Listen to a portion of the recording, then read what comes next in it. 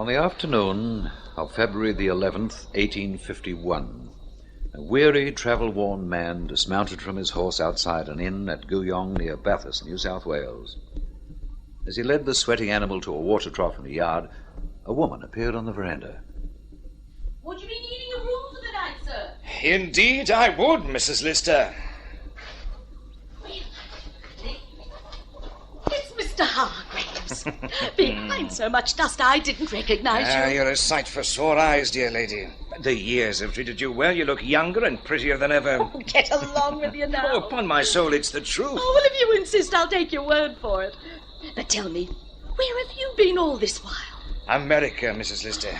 The gold fields of California, which, I regret to say, yielded me nothing but the same dust that covers me now. Oh, well, come inside.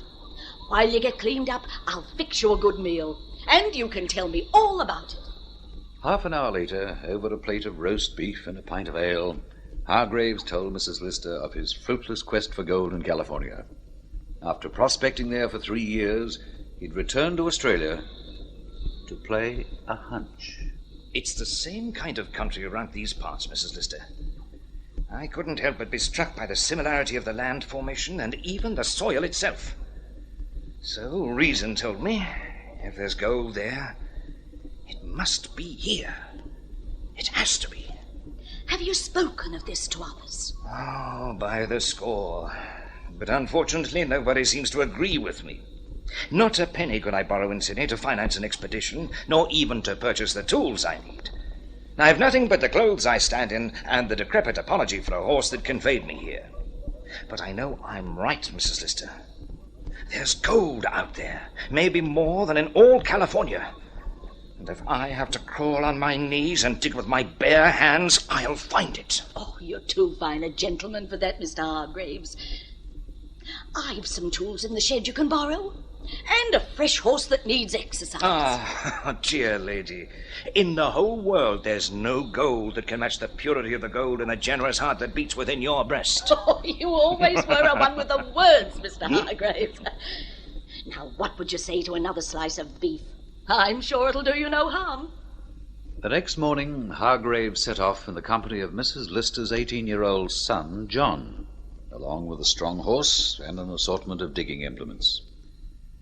They followed a tributary of the Summerhill Creek, itself a tributary of the Macquarie River, for about 15 miles, to the junction of Lewis Ponds Creek.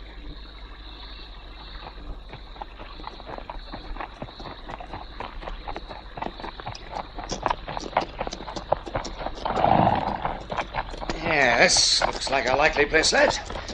We'll make a start here.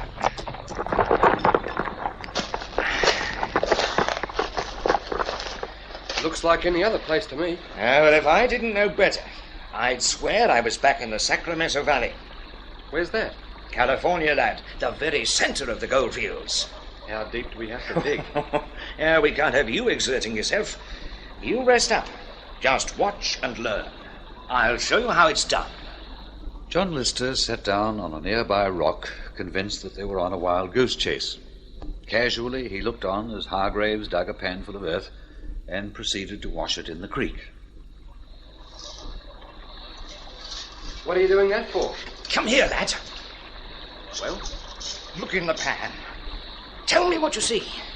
Oh, you were right. It's gold, Mr. Hargraves. Gold! It was gold, sure enough. Only a few specks of it, but gold just the same, glinting in the sunlight that filtered through the trees. 4 of the first 5 panfuls of earth dug and washed by Hargraves yielded small deposits of the precious substance. There's more in this lot. 3 times as much. It's getting better as we go on. Oh, we haven't begun yet, lad. We haven't scratched the sides. Blimey, to think it's been here for the taking all this time, and nobody ever knew. It must be all over the place. It must be everywhere.